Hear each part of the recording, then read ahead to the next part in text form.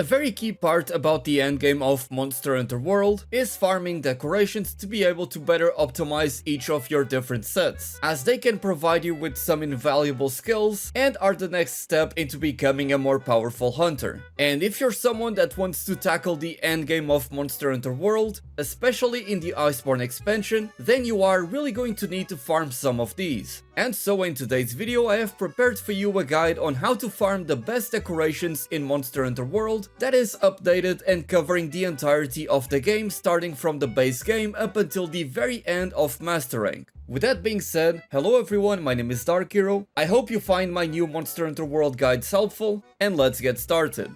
Now, most of the decorations you're going to obtain in Monster Hunter World are going to come from face stones. You typically obtain these as an end of quest reward and come in 3 different types, those being the ancient face stones, the carved face stones, and the sealed face stones. Now let me show you the best farming methods to those of you that are yet to reach the Iceborne expansion. There are 2 event quests that I recommend everyone to do, and they are the Greatest Jagras and the Names Lavasioth. The first one I've already talked about at length in a previous video. You basically wait for the Greatest Jagras to drop decorations on the floor and you simply pick them up. You don't even need to fight them. You can simply leave the quest and then return to it to keep farming. It's a very fast method and I like it a lot. On the other hand, this event quest is going to have you fighting against the Lavasioth. You actually have to fight him and eventually defeat him, so it is going to take a bit longer. However, the thing about this event quest is that it's going to give you higher tier decorations, and so it may be more appealing in that sense if you want to get skills like attack boosts or weakness exploit, for example. But to do these quests you need to be high rank 50 or higher, which means that by this point you are probably ready to take on the Iceborne expansion. So let's move on to the best farming methods once you start your journey into Master Rank.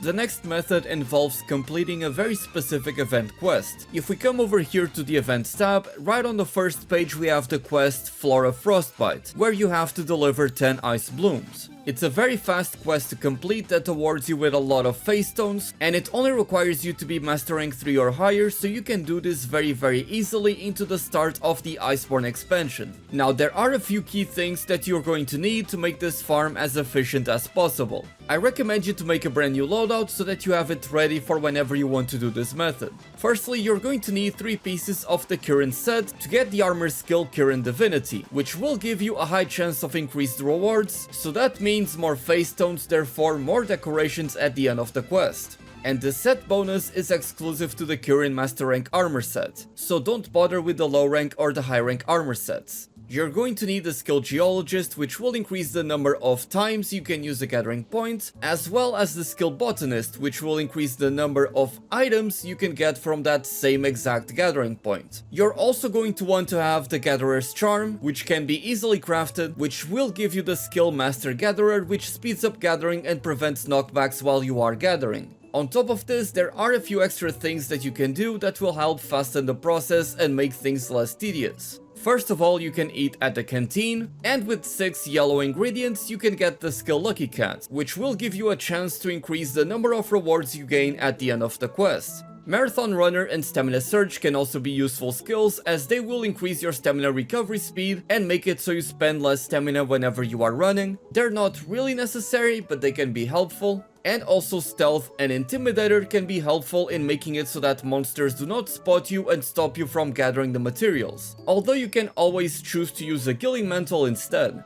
In addition, the Assassin's Hood Mantle from the Assassin's Creed collaboration can also benefit you, as it makes you run faster, though this item was removed from the game some time ago, so some of you may not have it.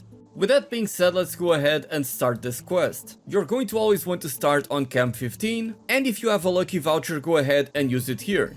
Once you start the quest, very simple, simply put on the Assassin's Hood, as it's going to make you faster, and it's even going to make the crawling animation a little bit faster. From there you want to turn left, and this is the very first resource node you're going to find. Simply hold the circle button, and as you can see right here, we already gathered 8 ice blooms for the quest, so we only need 2 more. And if you come down here, you're going to find the rest of them. And as you can see right here, we have already completed the quest. Now, just in the off chance that you don't get enough from any of those resource nodes, if you drop down here, you're going to find even more ice blooms so that you can guarantee success on this quest very quickly.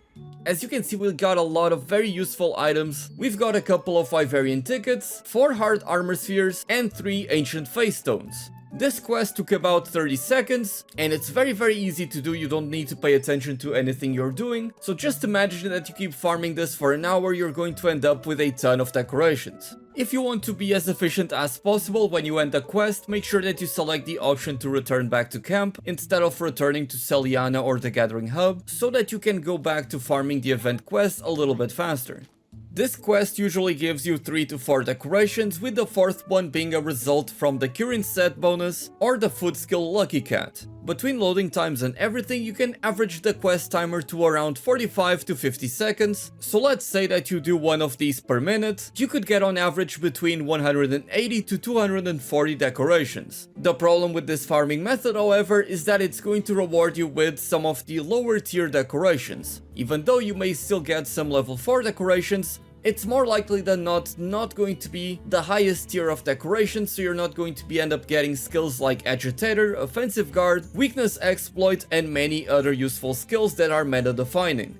Once you reach Master Rank 24, you can tackle the event quest called The Wrath of Thunder Descends, where you face off against the Tempered Zenogre in the Ancient Forest, and this quests are fantastic ways for you to farm decorations before you reach Master Rank 100. Although keep in mind that you should always keep a tab on your investigations, as if they are of a tempered monster like this one for example, they will give you more face stones at the end. As you can see from all of those purple reward boxes, those are all going to be face stones, so these are also a very good way to farm them. And of course, the more rewards they have, the better. With my Sticky Heavy Bogan set, I was able to hunt this Tempered Zenogre consistently in just around 6 minutes. And that would often give me a couple of sealed face stones and 3 to 4 carved and ancient face stones. So while this method may not give you as many sealed face stones as the next methods, they are still a very powerful farming method to get some other powerful decorations that you are still going to need in most of your builds. And more likely than not, you're able to farm this a lot quicker, so it may end up being the better farming method for a lot of you. That being said, once you reach Master Rank 100, there are the event quests called In the Tempest Wake, where you hunt a Tempered Kushala Daora, Day of Ruin, where you hunt a Tempered Teostra, and The Cold Never Bothered Me, where you hunt a Tempered Lunastra.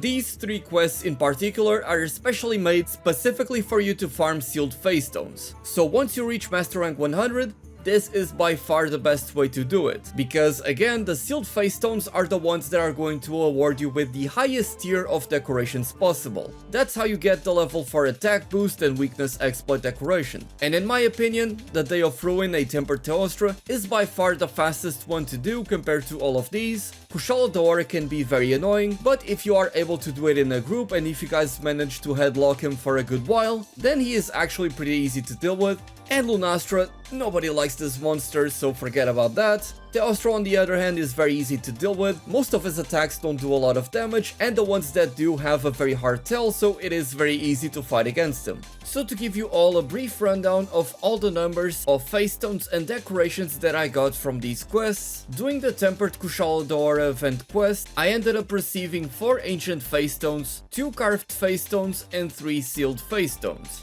The quest itself lasted around 10 minutes, and I even ended up carting once, so if you're doing better than me or you're playing in multiplayer, you'll be able to get much faster times, which means even more face stones. As for the Teostra event quest, I was able to do that one in just about 8 minutes with the Sword and Shield, and I ended up receiving the same amount of face stones in the same distribution. As for the Tempered Silver Rathalos investigation, which also requires being Master Rank 100 or higher, it came with 5 reward boxes, which I believe is the max. It ended up rewarding 2 warped face stones, which isn't ideal. You mostly want them to be of the ancient rarity or higher, so that you gain access to some of the rarer, more powerful decorations. I also received 2 carved face stones, as well as 4 sealed face stones. But the thing about the investigations is that they are very limited, and the way that you get them is a little bit random. You may get a monster that you don't like hunting in a location that isn't as good to hunt in, or maybe it's an investigation with multiple monsters, so even if you take around the same time with a single investigation, like I did with the Silver Rathalos compared to Kushala Daora, At the end of the day, it may not necessarily be the fastest farming method, but at the same time, investigations can provide you with a very different experience, so you don't end up burning out by simply repeating the same event quest over and over again. And of course, you must not forget about the Elder Melder, where you are able to meld some of your spare decorations into carved, ancient and warped face stones, and through the guild alchemy, you are able to spend all of these tickets, which you should have plenty of, and meld them into even more decorations. And of course, you can simply come here to the Meld Decorations tab and buy decorations outright with these points, but these are very basic decorations. And don't be like me and forget about the Steamworks, you can get a ton of very useful items, and among all of those you will of course get melding tickets, which you will then be able to trade at the Elder Melder for even more decorations. And there you have it, these are the best methods for you to farm decorations in Monster Hunter World Iceborne, going from the very beginning of the game up until the end of Master Rank. If you guys enjoyed this guide and want more content like this, please subscribe to the channel, and also I just discovered that the like button becomes highlighted whenever I mention it, so please go ahead and click it for me if you find this helpful. Thank you very much for watching, my name is Dark Hero, and as always, happy hunting!